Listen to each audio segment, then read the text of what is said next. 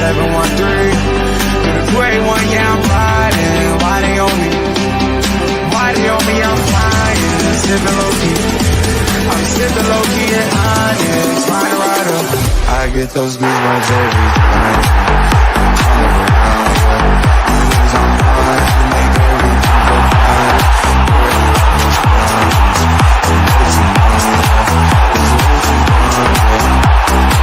I get those goosebumps every time.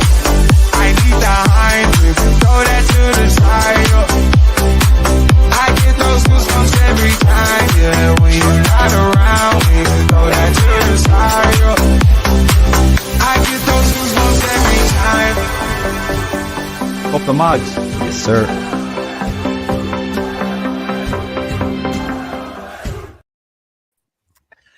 Good evening, everyone, and welcome to Loaded Mag NUFC. We are back again, 3 nights running, to talk all things Newcastle United.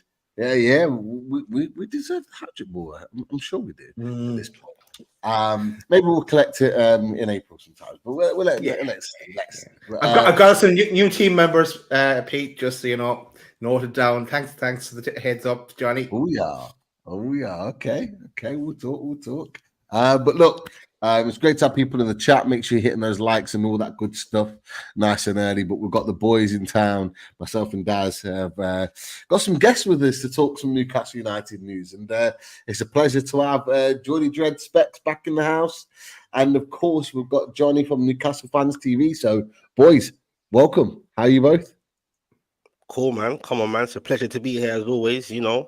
So, yeah, man, shout out to everyone that's watching. Shout out to everyone on the panel. Come on, man, let's go. Yeah. Good evening, good evening to you all. But I was at your neck of the woods on Monday. Pete, I was going up and ask for a cuppa on Monday. I was in Leicester. Oh, okay. Oh. Yeah, I don't know what you're doing down here, but I was at the Morningside Arena for the Dogs. Oh yeah. So it's not called that anymore. It's called the Mattioli or something like that. And I thought, so I put that in the sat nav and it took me to Leicester Tigers. So I thought, it must just be round the corner. No, it's 1.5 mile walk. So that was interesting. But no, I went to watch the darts. And then managed to get back about 3 a.m. So that was tough. Yeah, I'm going to say, tough. That is for sure. But no, Morningside Arena, good place. That's a big venue for when England play in the big competitions. That's where a lot of people go. But not too far away from me. Not too far. I know. I was going to put the kettle on, quick cuppa. Yeah. But you're too big time now. You probably haven't champagne these days. You don't really want to have like cup of tea and a biscuit these days, are you? Get lost. You make me laugh, you clown. But no, look, it's a pleasure to have you both on. It is absolutely, and there's been a bit of news. I'm not going to lie. There's been a bit of news that I think we need to have a bit of a discussion on. And look, we had a discussion on this on Monday in particular when we had Keith Patterson and Kieran Maguire on, as well as LB, to talk all things APT. The big news with Man City supposedly winning the case, but equally the Premier League are pointing to a victory as well. And look, this is a continual move as we're going along. And look, I'm not going to go through all of the details off the back of Monday, but the key details on the back of it from a Newcastle United perspective is that, as the Mail reported, it was considered unlawful. That was one of the key things. Considered unlawful, with regards to the rules that they were looking to put in place as of 2024, which was a big step, certainly for Newcastle United. A couple of things involving that, of course. These rules were quickly put in place initially when Newcastle United's takeover went through, literally days after that.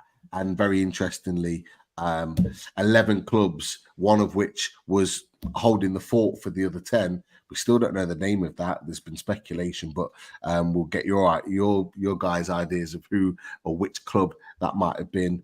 Of course, having or taking issue with the Gulf region and wanting things to be stopped in order to affect the Gulf region, which a lot of people had massive issues for.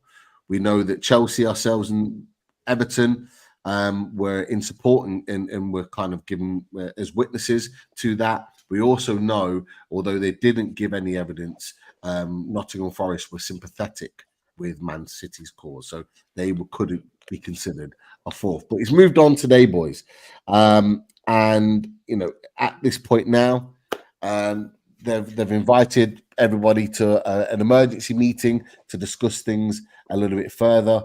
And of course, in day 2, the tribunal panel have now asked or been asked by the club and the Premier League to deliver further explanation on the ruling, which will be critical to the future of associated party rules and a huge new Etihad deal. So this war is continuing on, and as it says in here, there's going to be a fuller explanation of the findings by a 3-man panel. Means there is still some uncertainty over the final outcome, so it's still up in the air with the APT and whether City won, Premier League won. There needs to be more clarity on this. But look, Johnny, Specs, I want to get your opinions on this. Come to you first, Johnny, on it, because it's been a wild 24, 48 hours with all this news coming about. What have you made of it? What's your stance on it as it stands as a Newcastle United fan? From a Newcastle United fan, I think it's good. I think it's good news. I think that the word unlawful, I think it's a very strong word in the statements or in the documents that you've just shown on screen. I think it was probably, if you like to use maybe a boxing analogy, it was probably the Man City had won the first couple of rounds. They were winning on the scorecard at this moment in time. I do feel at this moment in time that Newcastle have just got to keep quiet, really, haven't they? They've just got to keep quiet and just sit back and watch and listen and see what happens. But Manchester City obviously are doing all the work, and obviously the charges are against. Obviously they've got the 115 charges, is obviously separate, of course. But I do feel that Newcastle probably just need to sit back, relax, and probably will be rubbing their hands a little bit. I know it's still very early on. I thought it was quite funny where you mentioned one club in particular, Tottenham Hotspur, weren't very happy about it, allegedly, about Newcastle United's takeover, and were a bit worried because they didn't think that market value would be fair, and they were a bit worried about the fact that their Champions League place was up for grabs. I think they've pretty much done that themselves, with Newcastle and Aston Villa in particular being very, very good for the last 2 years.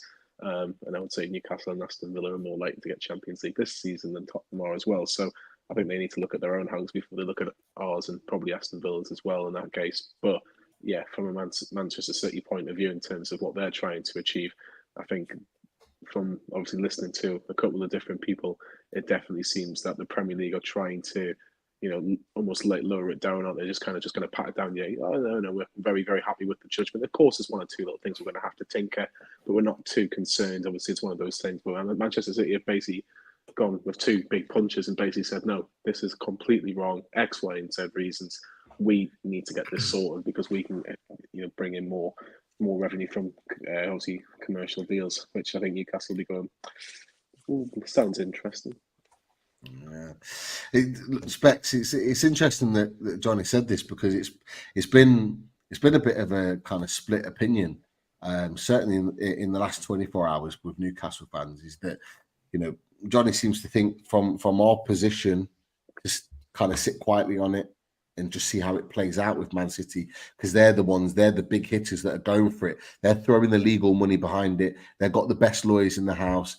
But a lot of Newcastle United fans are saying this is the time to strike.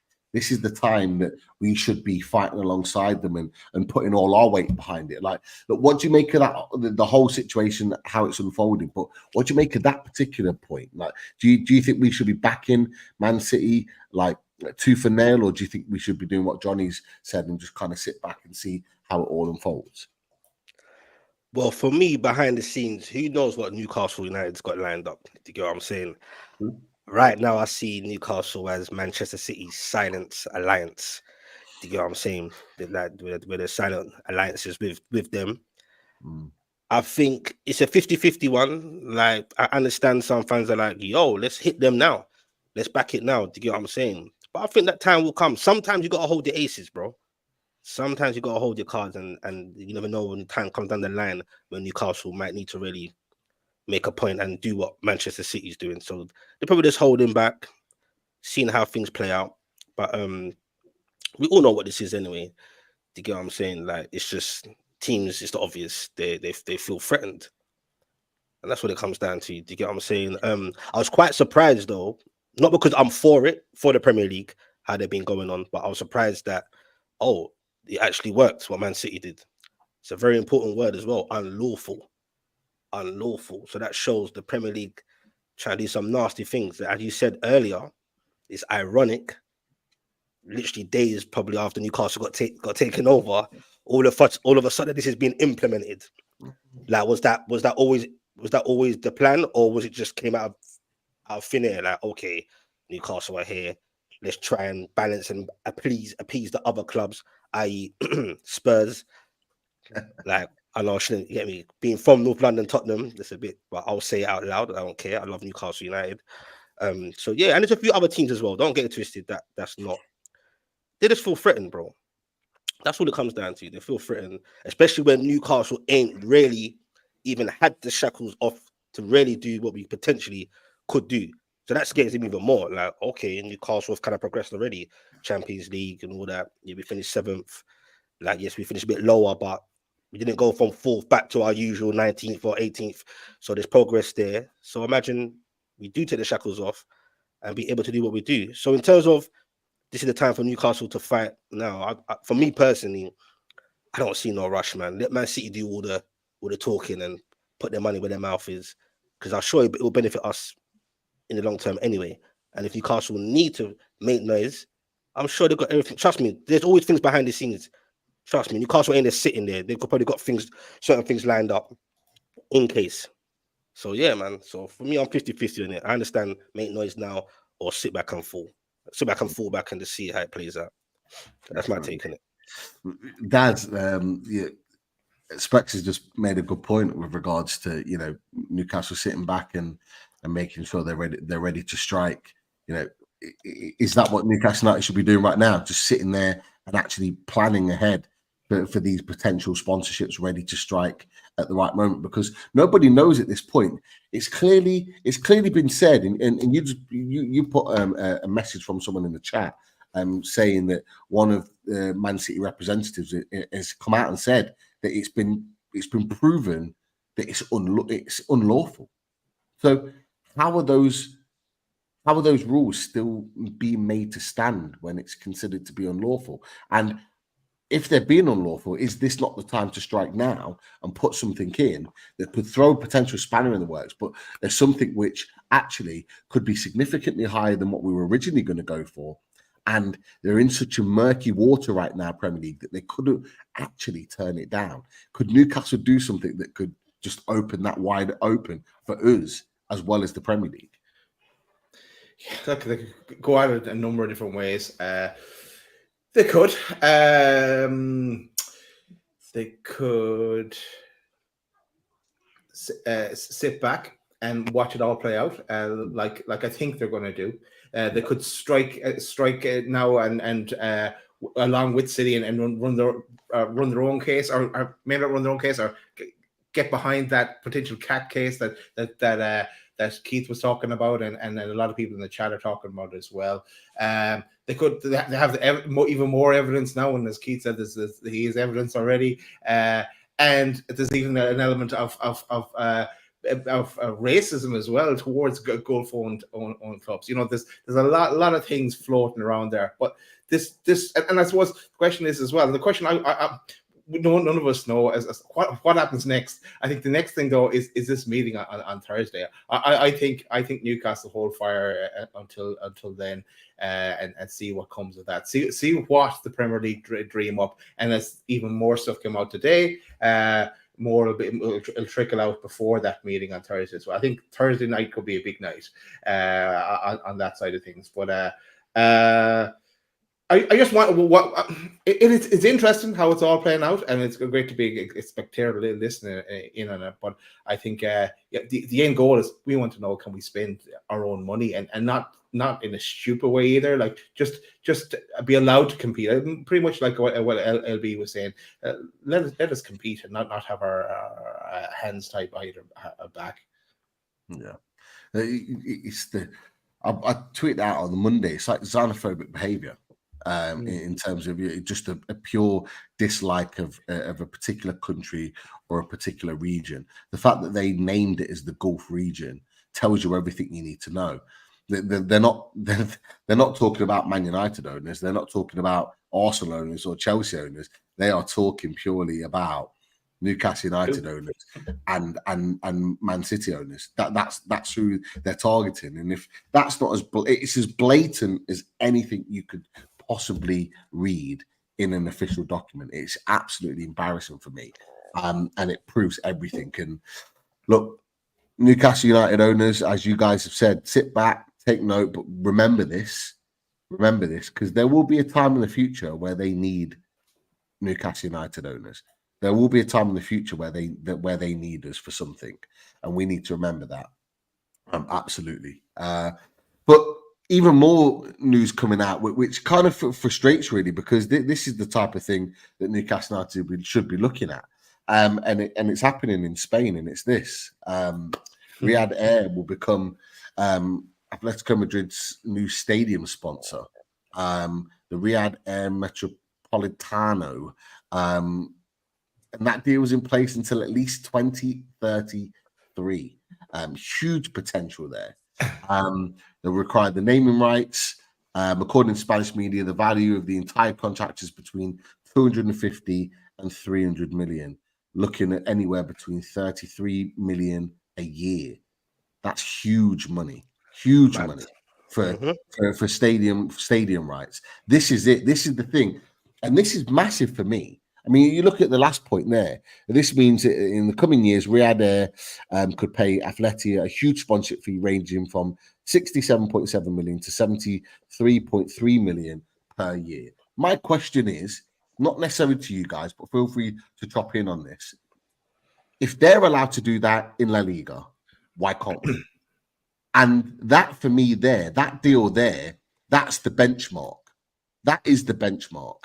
And it kind of will take us on to another conversation later on in the show. But ultimately, like, surely, if Atletico Madrid are allowed to do it, we are, surely. Yeah, there's one thing I wanted to, I forgot to say, that's where my mind went blank, is, and I think Specs was kind of leading to it as well, is if we have something lined up, it is now the time to strike with that in the period of uncertainty, where can they go out and block us if we had someone like that lined up for a stadium name sponsor or something along those lines? Is now the time to strike, or do you hold fire, wait till Thursday, wait till they change the rules, and they'll try to block us some other way? So yeah, nah, it's mad. I just think you should hold back a little bit, because let me tell you something here. Down the line, at some point, trust me, they're going to come at us.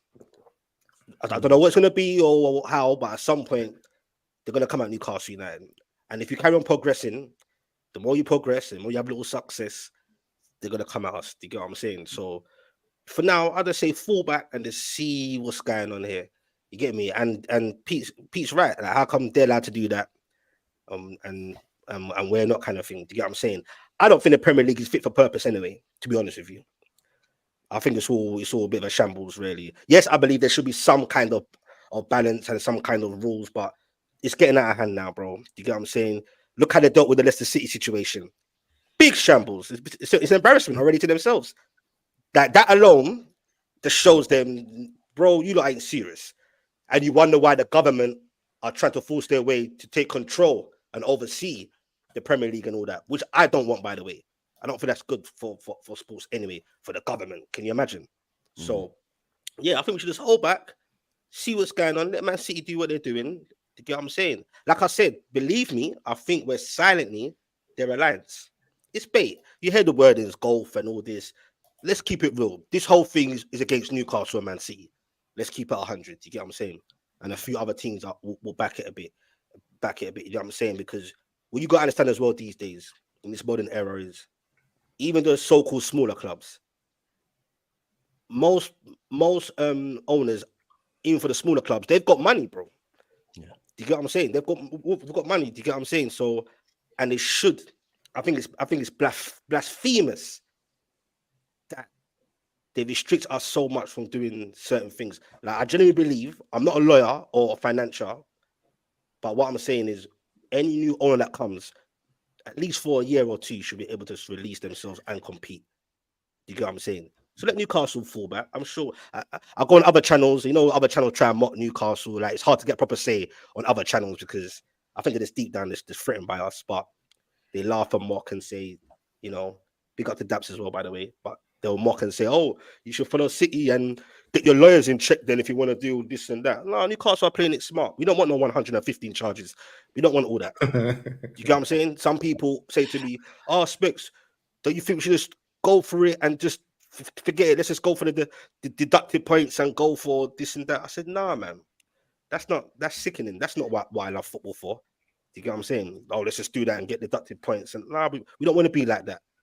That's why we're just sitting back, seeing what's going on. So I don't know what that thinks overall. If he thinks, like, are you on the fence? Are you half and half? Or do you feel like, no, right now we should make the noise, especially what Pete's saying about all the other sponsorships and all that? Do you generally believe we should go right now and go at it? Or are you not sure? Because you seem like... Yeah, I'm in two minds about it. I think whatever happens, I think our owners want to do everything by the book, and you have to commend that as well. Like they don't want to go like even we could have remember before we could have loaned players from Saudi Arabia. Now we might have had trouble trying to justify it to get it signed off, but we didn't even look at it. So they want to do things the right way, and they want to, within the rules. That's fair enough, and I know it's very, very frustrating at times. You want to say, "Let's just go for it. Let's just blow it." I've said it before. I said, "Let's take the hit." When you get to that point, you're just so frustrated with it. But we just have to. We've come this far. Maybe we don't have to wait too much more longer. Hopefully, Johnny, just before you come in on this, this is definitely a YouTube issue. It's not an us issue because our feeds are not blurry, not unless Specs, Daz, Johnny. Your feed's okay at the moment? All good, yeah. Yeah. Let me check. I don't think anything's wrong. Yeah, it is. Some are saying that it's freezing. Don't worry, YouTube messed this up all the time. Like always happens. There's always something going wrong with it. But yeah, it's the Premier League. Yeah, they're trying to shut us down. I like it. Yeah, that's it. Talk to us, Johnny. What's your thoughts, then? Come on. I think from my point of view is I think the Premier League clubs have just become too big and too powerful, and the Premier League just can't cope. They just don't have the backbone to kind of take on the clubs. Manchester United were getting away with it for God knows how long. Liverpool and I say Man United, Liverpool, Arsenal obviously are the three biggest clubs in England, and I don't think they can really cope with them if they have their demands as well. Now Manchester City have come along and they've got the money, they've got the best legal team, they've got the best of everything. It's very, very difficult. It's very, very difficult. I said on Monday when all this rules came in, I don't know how the Premier League are going to prove Manchester City have done anything wrong. Not because I'm pro City or like anti City. I just don't know how they're going to prove it against the best legal team, the best club that have. They've probably gone through every little minute detail of every little loophole. They are so powerful that it's almost impossible. It's almost impossible. I just don't see how they can get away with it. From a Newcastle perspective, just again, as I mentioned before, we've just got to keep quiet. You know, it's funny because you mentioned the Atleti stadium. It's an unbelievable stadium. I've had the pleasure of being in there for a stadium tour. It's unbelievable. It's a bit like the Emirates, to be honest. And you saying why can't Newcastle have that stadium? Can't have that sponsor. They can have that sponsor. There's nothing wrong with having that particular sponsor. They just can't have it for that price because of this thing called market. It's a fair market value. Now, What is a fair market value these days? Because, like I said, I used Tottenham as the example before. If Newcastle or Aston Villa get Champions League this season, they would have been in the Champions League twice before Spurs would have been in the Champions League. So does that mean that Newcastle have a less market value, or Aston Villa have a less market value if they decide to change their or have a new commercial deal than Tottenham? I don't know. I don't know how it works. I don't know why. Who decides what's fair, what's not fair? It's about keeping the big six the big six. The big six will always be there or thereabouts because of the history. They'll have supporters backing them. Manchester United have been an absolute disgrace for the last 11 years, but they've still got commercial income coming in. They're having so much income coming in. It's ridiculous. Similar to when Liverpool weren't very good a few years ago. Similar to when Arsenal weren't very good. They were still getting loads and loads of money coming in. So it is going to be very, very hard to compete. But clubs like Newcastle, clubs like Aston Villa should be able to have that chance to compete. That is the biggest issue. And a lot of pundits and a lot of ex-players and a lot of a lot of just football fans in general saying, well, if for me, if my owner's willing to invest and he's not putting the club into a financial risk, which the Saudis will never really do because they've got too much money than anybody put together, then you should be able to relax it a little bit. It's the same with Nottingham Forest, where they're now a bit sympathetic. The reason why Nottingham Forest are sympathetic is because this is their third season in the Premier League. When they got promoted, they probably wanted to invest X, Y, and Z amount of money, but they know they couldn't. And they're saying, well, we can get promoted. You're probably asking for us to be a steady Premier League club for 4 or 5 years, and then we might have to sell a gem for 80 million quid going further forward. It's just not fair. And I think I think it's just, like I say, it's becoming tedious now. It is. And the one thing I'll say is that the Premier League are almost trying to fight back, because Man City coming out and all the big journalists saying that they'd won, including Sky Sports, who are basically in the back pockets of the Premier League, in my opinion only, by the way, not for the channels. But there's a case if we get any big time, Charlie. These are just the thoughts of Pete Davey, not the thoughts of loaded March. He's not taking the channel down with him. Here we go. Starting it again, aren't we? You know what I mean? Honestly, just 2 or 3 podcasts and look at him now. He's done a podcast with Pete Graves. He's done a podcast. Oh my God, that's a channel. That's a channel. But fight the power. The situation is now is that for me, and you boys have touched on it already, but we touched on Monday. Not only did we almost beat the Premier League. It took us 18 months to do it, but we did by getting the takeover. And we had to fight tooth and nail to be able to do that, to the point where they had no room to maneuver to be able to get that deal done. Then after that, they've kind of put through their financial muscle about with the likes of Everton and Forest and Leicester, but Leicester pushed back and Leicester won. No surprise, Nick DeMarco won both of those, Newcastle and legend. And the lad Leicester here, the legend. And then Man City have threw a punch and knocked them down as well. And this isn't a good look for the Premier League. The Premier League's name is in the mud right now, absolutely being dragged in the mud. And some people have argued today. LB said today, Man City fan on his channel, like he reckons the Premier League are loving this because it's all attention. This is bad attention. They don't want this. This is not good. This is not good for their look. When they're looking at sponsors and all the rest of it, this isn't a good look for them. And you know what? I think we said it on Monday, Daz, didn't we? This is the start. This is not the end of this. This is the beginning.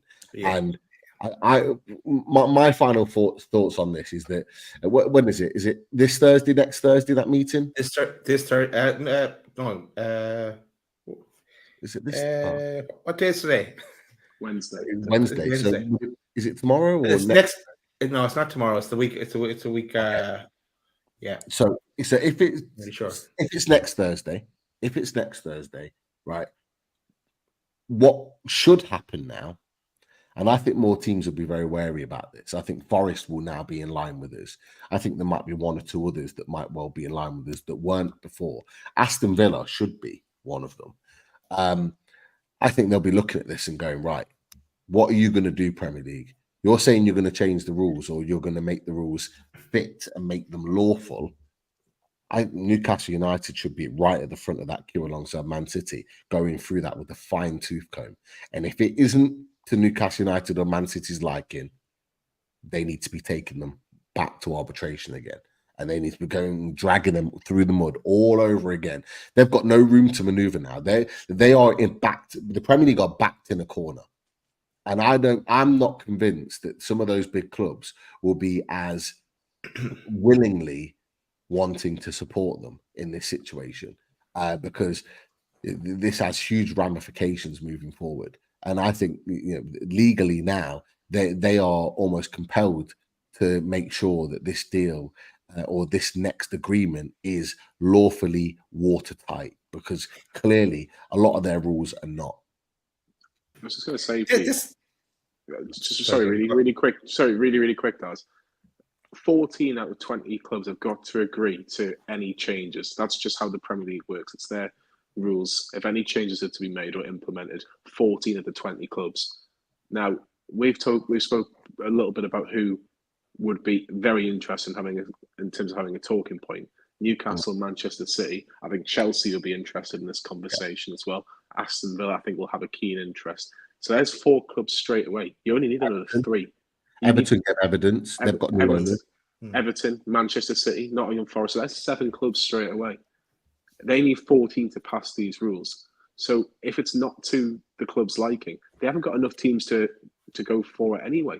So they're going to have to be. It's going, like you say, it's going to have to be to the minute detail that every club are going to go, yeah, we're really happy with this.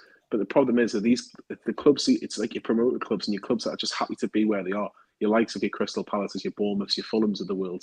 I'd probably even throw Wolves into that at this moment in time in terms of their predicament. They're kind of going to be almost like, well, I'm not too sure. I'm kind of happy where we are because we're getting X amount of money every year. We're getting 100 million quid off the television companies before a ball's even kicked at the start of the season. Do we really want to make that more difficult? If clubs get promoted, say a Leeds get promoted, they all want to invest.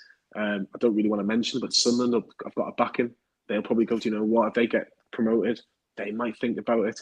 Sheffield United, I've had rich owners previously. I'm just naming a couple of clubs, big clubs in the Championship, who might come in and go, the rules have been relaxed a little bit. Perfect, because we want to have a little bit of a go now, actually, because we've been restricted to when we've been in the Premier League before. Leicester. Yeah. There's another one, just for the fact that the Premier League tried to get them to points. They'll not only did they win their arbitration. I bet Leicester going to want to stick 2 fingers up to the Premier League. And I ain't siding with you. Forget that. I'm going with these boys. But and for that exact reason, because they got screwed over because they weren't allowed to spend. It weren't long ago, 2016, they won the Premier League, and then 2017 they got to the quarterfinals of the Champions League, and they were signing some of the best young players that were coming out of Europe and England, with the likes of Maddison and all the rest that were coming out. Wilfred Ndidi at the time was seen as a top young signing. You go through all of those type of, but they then all of a sudden had to rein it in because PSR second team. You hit the nail on the head there. You'll see this. St. James's Park or the King Power. No, King Power. You'll be in the away end. You'll have one of those half and half scarves, and if Leicester take the lead, you'll be in the home end. I hate the Premier League too. Can I join you? Can I be with you? Can you be my friends? Look at him. He's in the Leicester Trust as well, I heard. It's ridiculous. That's crazy. Do you know what it is? Those half and half scarves are made for him, aren't they? You bugger. That's peak. For Pete's sake. Jeez. You guys, come on. You guys know the truth. There's no club I dislike more. It is Leicester City, and they're on a par for me with Sunderland. So that should tell you everything. However, if they're going to help us get to where we need to, then I'm willing to shake hands. And bygones be bygones for that period of time. And I'm saying Leicester should be bang in line with those 7 clubs that you've just mentioned, Johnny, and going, I'm with you, because they tried to screw us over when we were on the trajectory. And to be fair, when PSR hit them, they just won the FA Cup. There you go. They just won the FA Cup. It's mad. It's wild, Absolutely man. mad. So throw them in the ring for sure. But look, I was just go on, one second, I was just a quick comment really. I was just like the whole anchoring rules that got signed off on and are going to come in for next season. I wonder will they be in jeopardy now as well for or up for debate? Yeah, the whole thing goes out the window. It's I think this drama ahead on Thursday, not tomorrow. Yeah, not so. I wouldn't be surprised if the anchoring was all part of the pre-planning for the APT. Like they all kind of links together. So these 2024 rules were going to solidify the anchoring coming in the season afterwards and just strengthen, because we were buzzing, weren't we, when the anchoring stuff first came out? Everyone was talking about yes, Newcastle going to Just a bit better. Yeah, it's not luxury tax, but it's a bit better. Tiny bit better, and then it was very quickly, well, it's not going to make a massive difference, if at all, and everyone's like, for God's sake. And then there was talk that actually it's only going to strengthen those red cartel even further. Now, without the new APT coming in and it being considered unlawful, now it's going to throw things into jeopardy, that whether the anchoring is even worse. But yeah. We'll get on to that. But look, the APT conversation will rumble on. Like we said, next Thursday, whenever that meeting is held, I think we're going to be talking about this all over again, because I think there will be a very, very interesting conversation and news coming out from that. Absolutely. Definitely. One thing I wanted to mention, just Newcastle United related directly, great to see Tino Livramento brought back into the England fold, the first team. It was originally with the under-21s, but obviously a number of different players have had to leave the camp for injury and other related. Great to see him back in there. You know what? I really hope that he plays a part. I really hope that he gets some minutes, because the one thing I was disappointed about. I mean, you could argue he hasn't played a lot of football since the international. To kind of warrant maybe getting called back into that first team. But now he's in there, I'd love him to get some minutes. Just he get his first cap. Like that hopefully would just give him so much confidence going about. But you boys happy that he's in the first team, back in that fold again? Boy, well, let me just start off. First of all, I think I was surprised he wasn't in there initially in the first place, regardless if you feel he's played enough ball or not. Because I think he's shown enough to get into that whole defensive list. I was thinking, come on, especially when he's versatile as well, the left or the right. I looked at that list and I thought, wow, you can't even get into that list. But at the same time, it wasn't the end of the world him not being in the squad. I don't think it was a thing where, oh, he's not in there, he's going to be left out forever. So it wasn't like anything to be worried about. But I was still surprised he wasn't in that original list, to be honest with you. So yeah, but yeah, good for him, man. Good for Newcastle and that. I see Nick Pope's in there, but that's another story. I won't get into that. But yeah, I think you know how I feel about Nick Pope. Yeah, I'm glad to see Tino in there, but I think Lee Carsey sees him as a left back, because he's not getting past Kyle Walker, he's not getting past Trent Alexander-Arnold, and you look at the last kind of like few England squads, whether that be tournaments or internationals in general. It's only really been Luke Shaw for 2.5 games as a natural left back. That's what I'm saying. The persisting with Levi Colwell, who's a good player. I think I do rate him. I think he's a good player for Chelsea, but he's a left-footed centre half. He's not a left back. Yeah. If I'm honest, nothing against Tino. I'd have had Lewis Hall there, because Lewis Hall reminds me of a young Luke Shaw. He's got the same sort of build. He runs up and down the line. I just think there's a lot of similarities, but I think Lewis Hall probably deserves it more than Tino. But you think again, so? Yeah, right now, I think it's coming anyway. To be honest, Johnny, I think the Lewis Hall thing's coming. I really do. I think it's coming anyway at some point, sooner rather than later. But I don't know.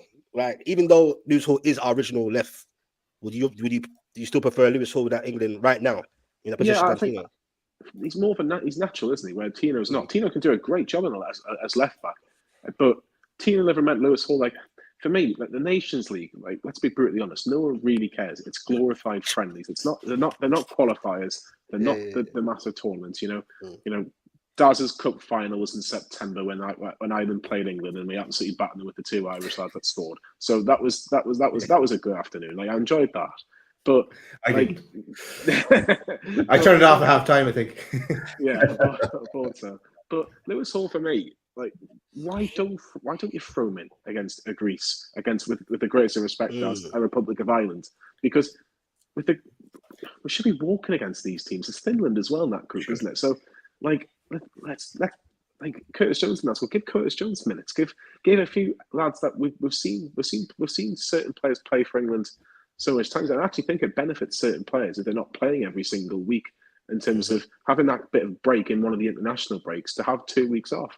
I don't understand why they just go right. Look, Jude Bellingham, Phil Foden, whoever. We're not going to put you in this camp, not because you're playing bad, just to give you a bit of a breather more than anything. Give your Lewis Halls a chance, your Livermentos a chance to left back and right back. They're not going to be they're not going to be that much of a drop off. But the problem is, it's especially when you look at Lee Carls, he probably wants the job, and he's going to play his best 11 so he can get that contract. But yeah, like that's the most I'll ever talk about the international break. I'm tired of it. I'm tired. An Irishman winning the World Cup. I love it. Love to see it. You bring the thing about it is he'll bring he's brought in some new players, so he's looked to make it different.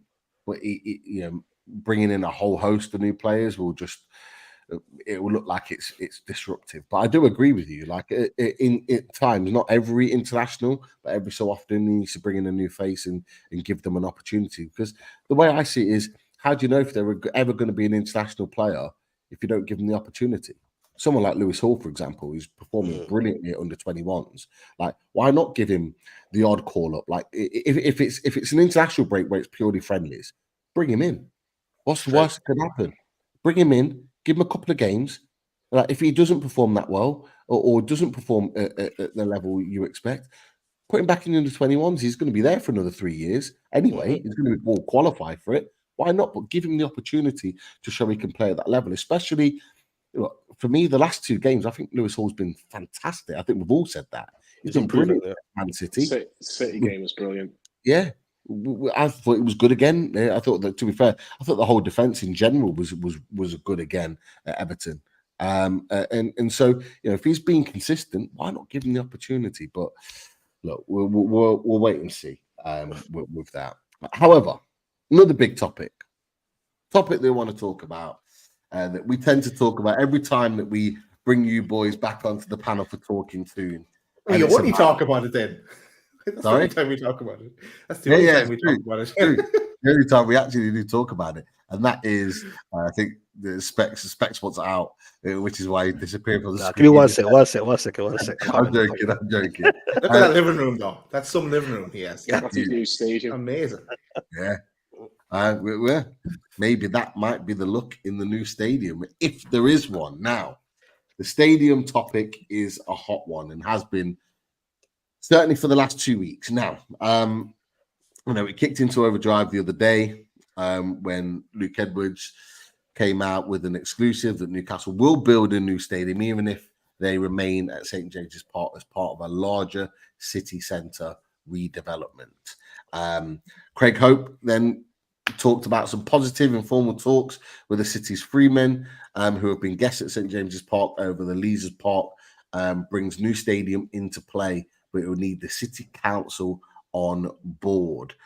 Interestingly, our manager's been talking about it. He talked about it in his press conference, I think, before Everton, saying that he could potentially be swayed if the club decides to build a new stadium. It's completely cut the fan base in 2 or 3 different parts in where they stand. And look, it has with us on this panel as well when we've talked about it in previous times. But now we've had some time to digest. We've had the summer.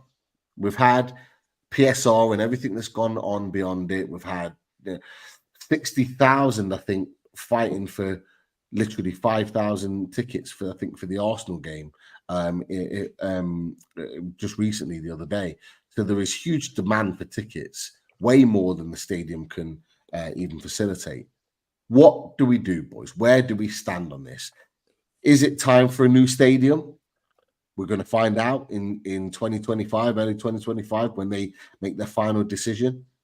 Is it time for a new stadium, or is it a case of rebuild St. James's Park, or rebuild and add a certain amount of capacity? Where do you stand on this, boys?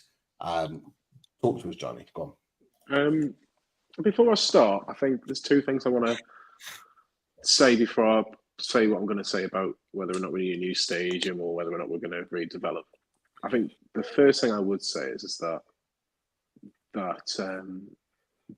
Euro 2028 issue in terms of Newcastle having games there, I think is almost hurrying a decision.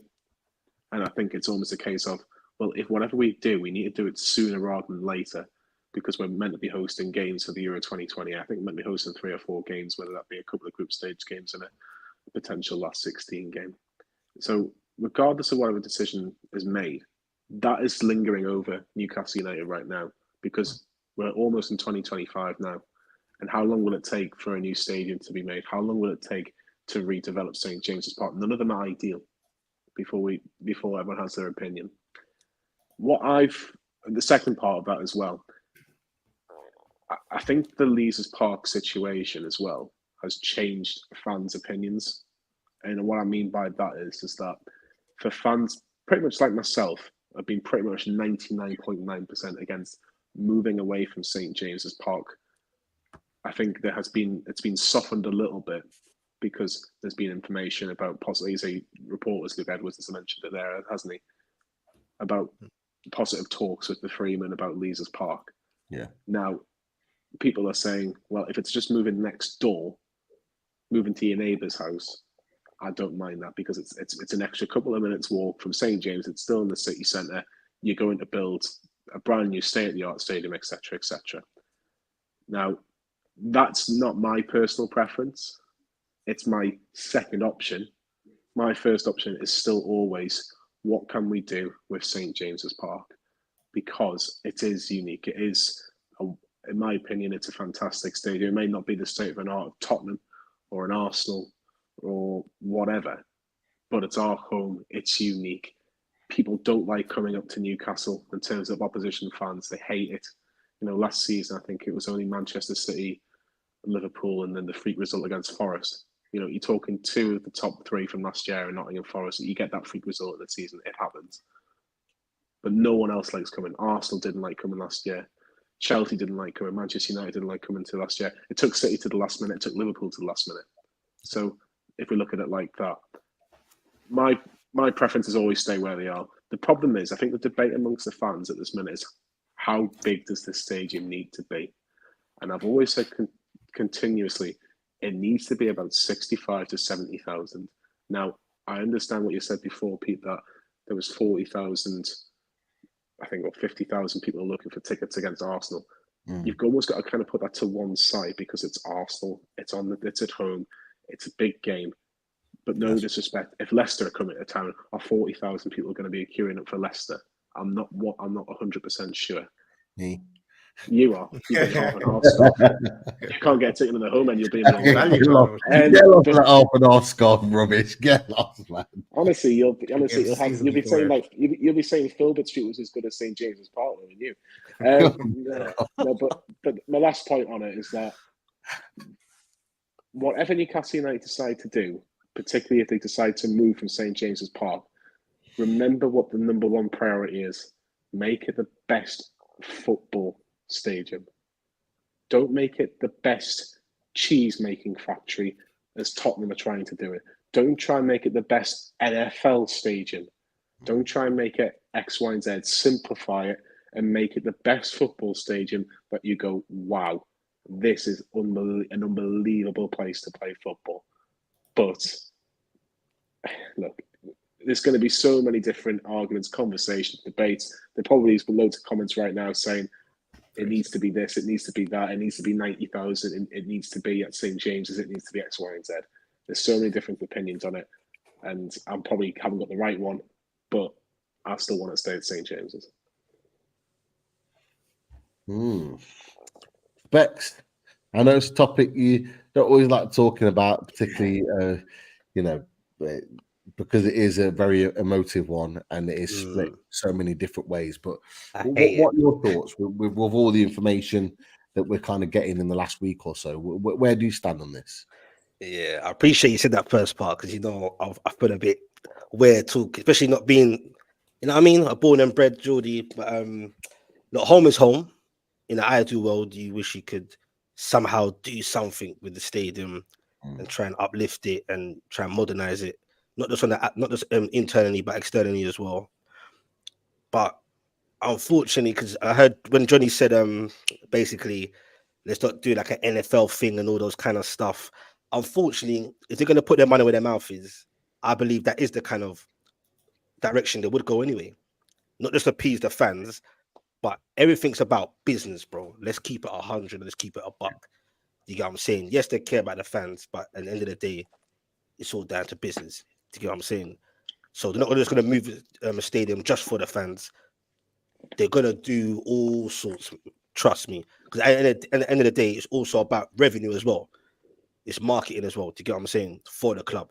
Do you get what I'm saying? You got all this PSR and all this madness nonsense and FFPs and all this crap. So yeah, it's a 50-50 for me, man. Like, would it be nice in a modern day era to see a brand new Newcastle United stadium and seeing what you can do internally and just to update it and be, modern day with all the other certain guys, the Arsenals, the Spurs, whatever. You see, even Everton book their stadiums looking decent, etc. If they're going to end up being in there in the Premier League, that's another question. But who knows? Good luck to them.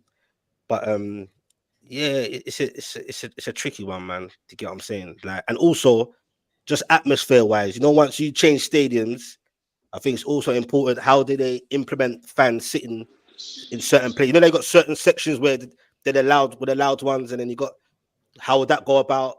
How would the tickets? How would it be sold? Are they going to mix and match? You're obviously going to bring in tourists as well. Don't get it twisted. You're going to have tourist fans. That's just how it goes when you progress. So yeah, and in terms of the capacity, I'm kind of with Johnny there as well. I think 65. We don't go as far as 70 yet. Maybe 65. I think 65,000 makes sense. And if they are going to do it, yes, I'm with Johnny. Let's hopefully they keep that. That what we're about. Do you get what I'm saying? Than go commercialize like the NFL having F1 races there and blah blah blah. But unfortunately, that would be the case. We just got to keep it real. So I'm kind of 50-50 with it. But in an ideal world, I would love to keep St. James Park just to keep it as it is, man. It's iconic, bro. Do you get what I'm saying? Like, I've seen that stadium grow before it got to 50,000. Like, I'm a crackhead when it comes to Newcastle United history. I've got pictures on my phone and on my laptop of Newcastle St. James Park when it was like, it had no stands. It had that one little stand. Do you get what I'm saying? With the little stairs on the side. So, yeah, man, it's iconic, man. But sometimes you got to move with the times. So I'm 50-50 on it, to be honest.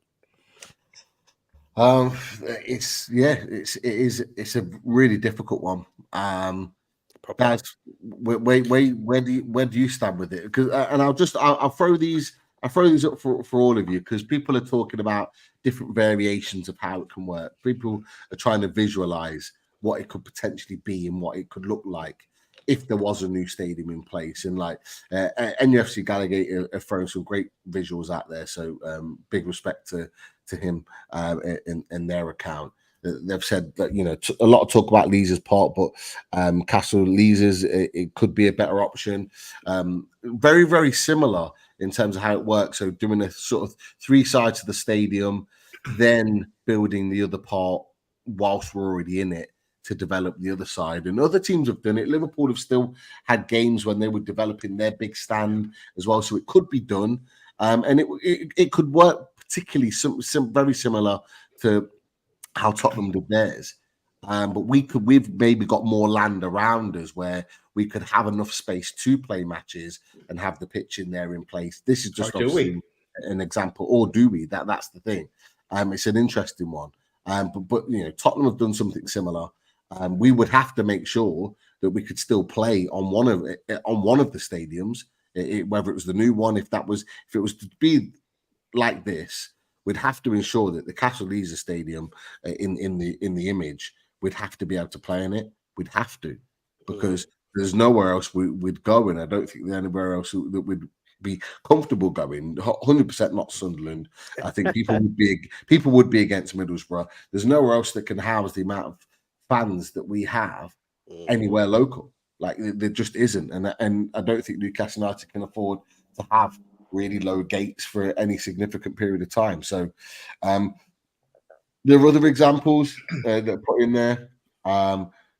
Like you said, not too far away from St James's Park, as you can see in the images. Different types of imagery there. There are others that are being bandied about, and it was an interesting point you mentioned really quickly, just about the length of stadium, because I think that's a really big point there, Johnny. But Daz, your thoughts, mate?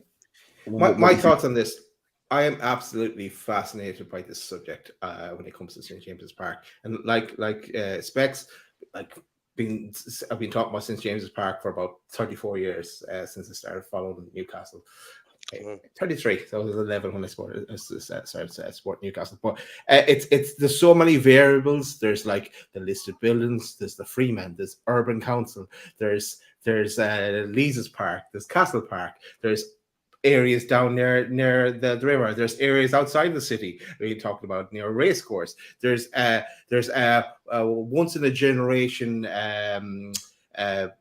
decision to be made. This is writing one check. As we talked about this, so it's all coming to a head in the early 2025. I think it's even going to be more exciting than the transfer window in January, and we are going to sign some players in January. But I just don't know what's the best. I think we do. I think expanding St James's Park is not enough, and it's not a one in a generation kind of thing.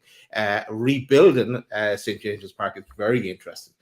What they could do with that, and I'd love to see plans on how they could potentially do that, and moving the pitch to do it, and so on and so forth. And then there's I read all the articles, I watch all the YouTube videos on this topic, and some great content on there across multiple different channels.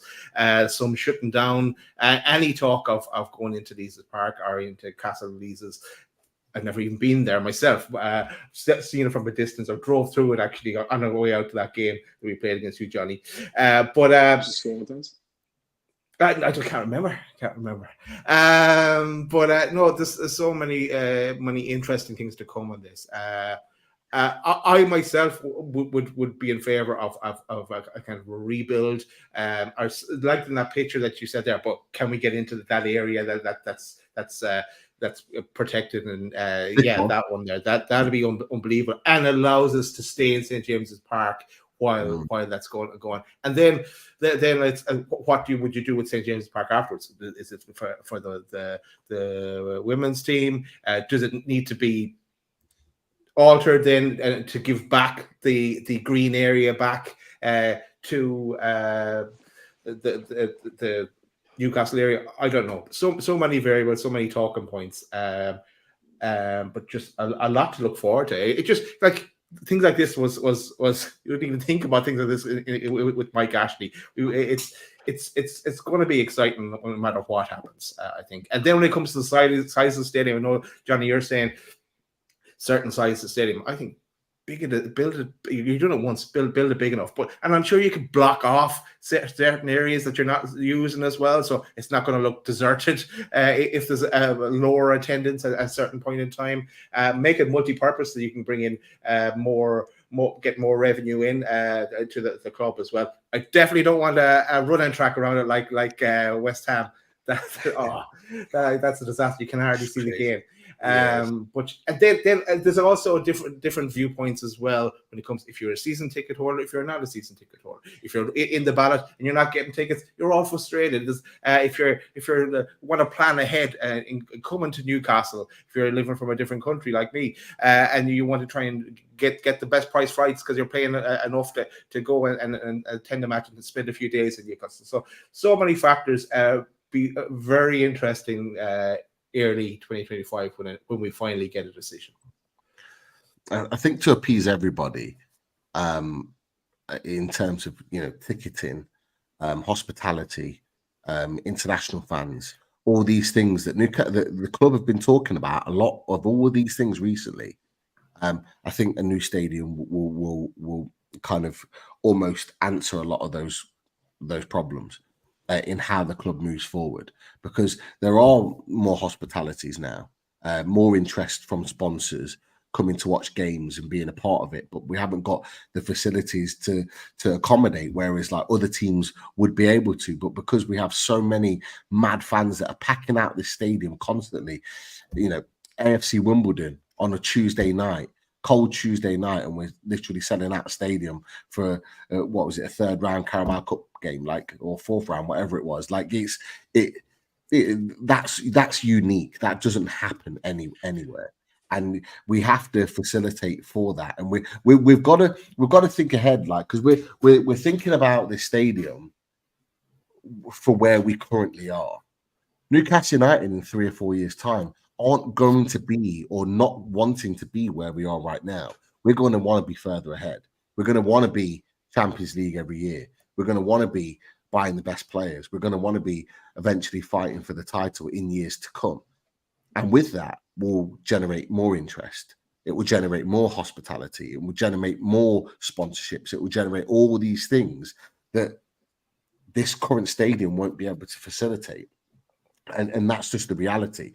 Rebuilding St. James's Park from inside out would be amazing, but I just can't see how they do it during a working season. I just don't see how it works personally.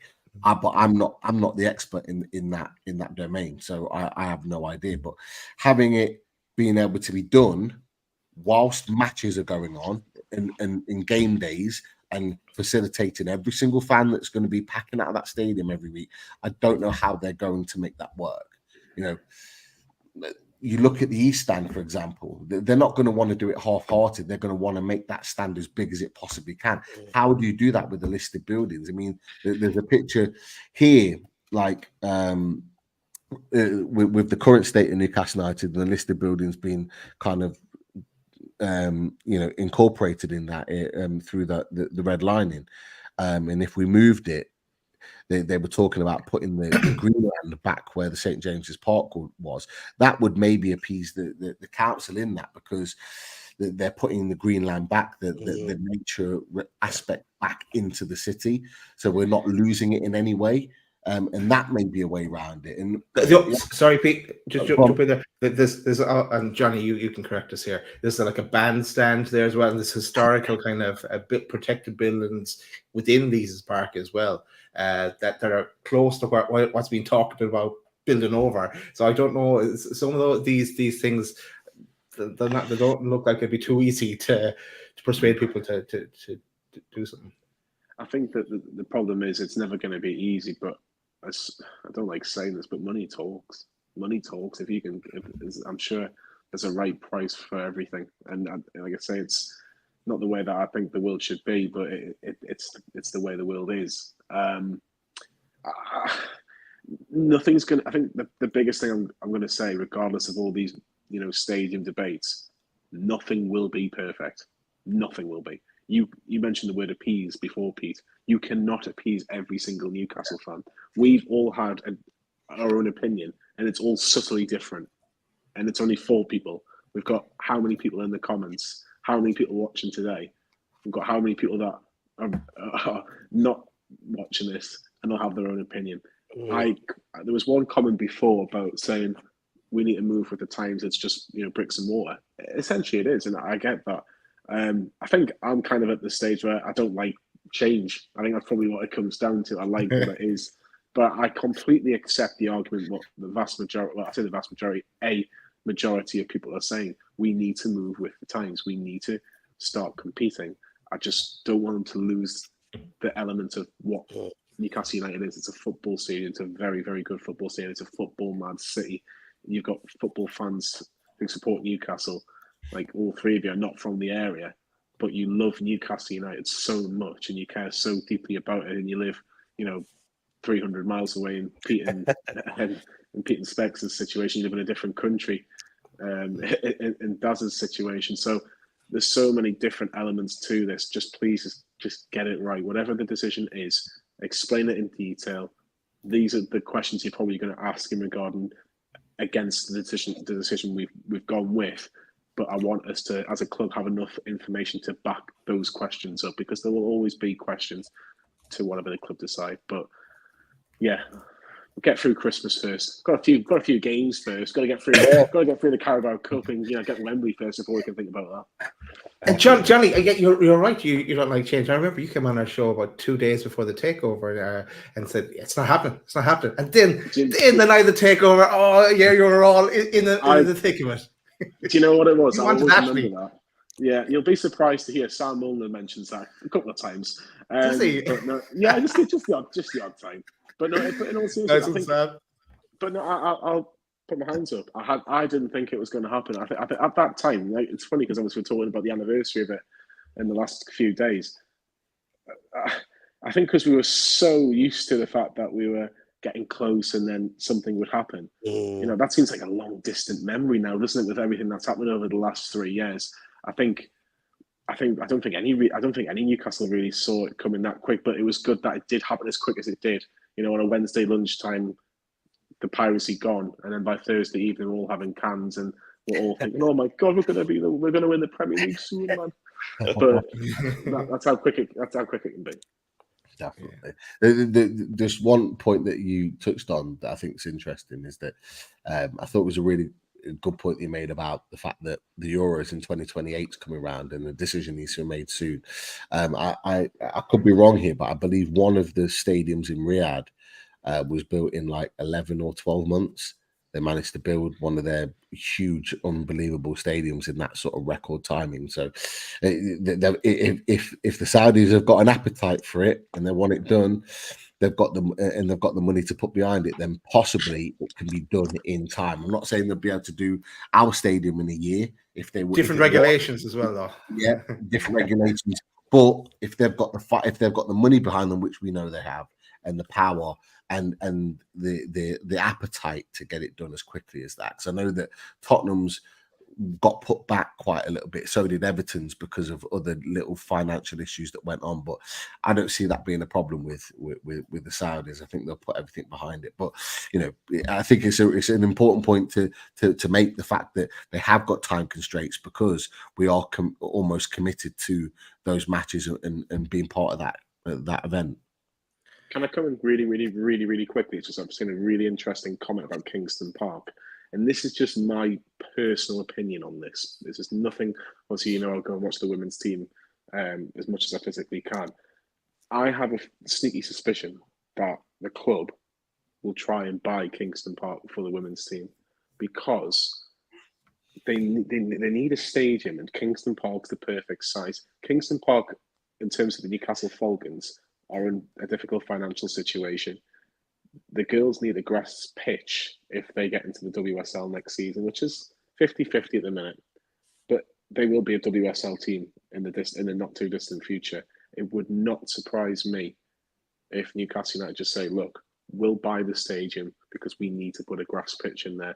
We'll put under soil heating. We'll look after it. We'll look after the ground. It's just whether Newcastle Falcons and the people that own Kingston Park will be able to reciprocate in the negotiations. But that's just my personal opinion. I've not spoken to anybody at the club about that, but it would not surprise me. Fair. Well, look, that's the stadium question out there and in the domain for now.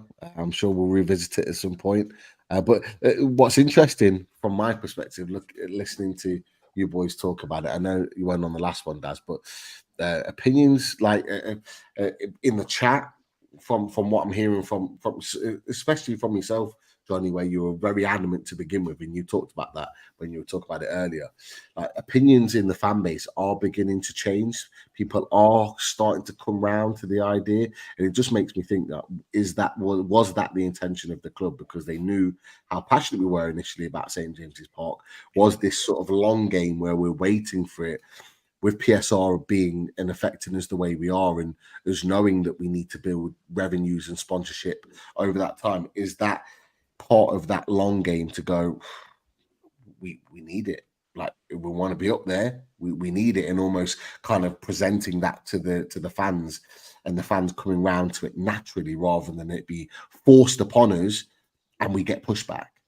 Like, I think it'll be a lot more accepted now. Obviously, of course, you're absolutely right. We're not going to appease everybody, but is it going to be more accepted now if it comes around in 2025, knowing that what our situation is and what we need to do in order to get there? It's just something that's interesting, an observation on social media, and obviously when we talk about it as well. But anything else? It's a classic case of change and the stages of change, if you ever look that up.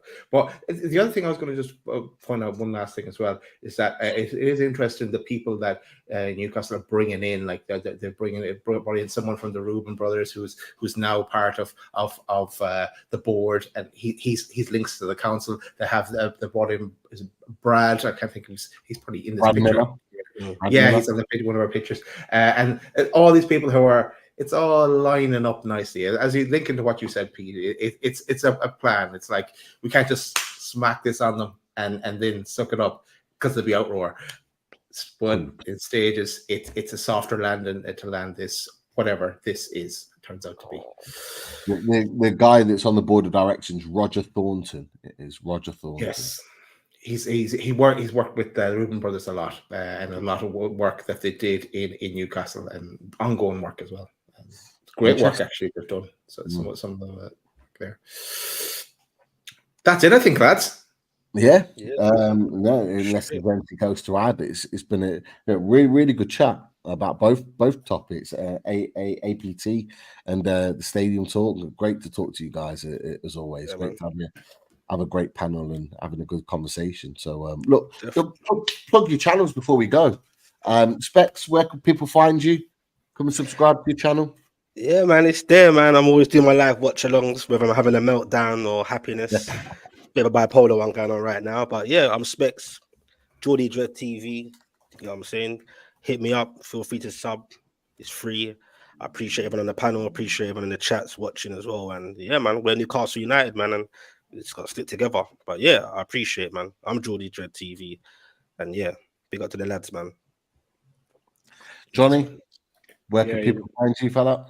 Yeah, you can find us on Newcastle Fans TV. We'll get the women's game on Sunday. It's Derby Day at the Stadium of Light for Sunday versus Newcastle. So Lee and I will be there. I think Joe's there as well. So yeah, the three of us will be there. And then it's obviously back to home games. Obviously 5 games, 1 Carabao Cup, 4 big Premier League games. So yeah, we'll be at all the games and bringing all the best match review content, if you like. But yeah, it's never quiet with Newcastle United, as you all know, gents. Yeah, that's for sure. Never is quiet. Right, quick shout out to the sponsors as well. First, Radiator Shed.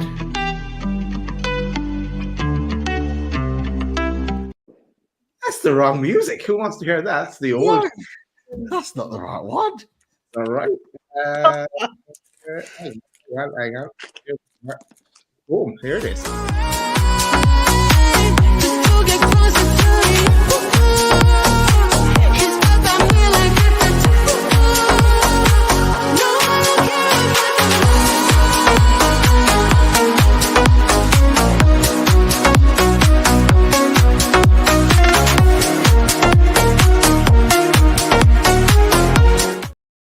Johnny had to leave us. See what he has. No. On the screen again. Look at it. I wonder why he disappeared. Like.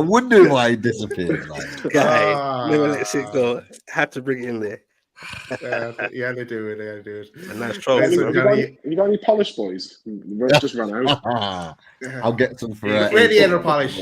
Actually, you know what I do have here? I have something that then sort you out, Johnny. Actually, hang on. Where is it here? I have it here. It's not No. I'll just have to build it up first. Heads up. No, not the ones down there, you pigs.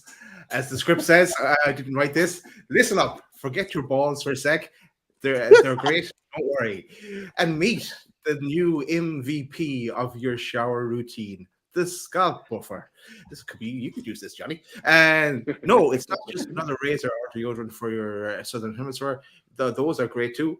It's all about giving your scalp a little TLC. Let's talk about why this is the only silicone toy you need in your shower. The Manscaped Scalp Buffer. Here's the picture. Is a silicone grooming tool designed to exfoliate the scalp, stimulate blood flow, and enhance shampoo performance for a cleaner, healthier head of hair. Get 20% off and free shipping with the code LOADED20 at manscaped.com. That's 20% off and free shipping with the code LOADED20 for your premium grooming experience. Trust Manscaped. There it is now, the scalp buffer. That'll do in the trophy as well. Yeah, There you go.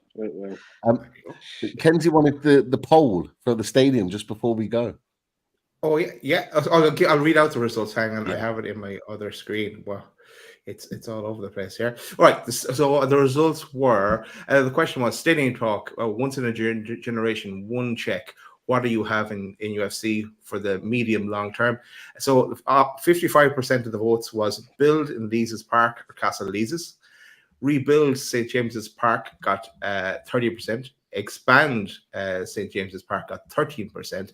And no one was having a building outside the city centre, which is the correct answer. That was a trick one in there. And it was 123 votes in the poll. So that was the results. Okay, decent. Lovely. Not bad at all. Thank you for casting your votes. I've just put in the chat. Hit the like on the way out, people. Thank you all for your support. Really appreciate it. Yeah, I think that's it. We're out. That's it. Big up, man. Good night, everyone.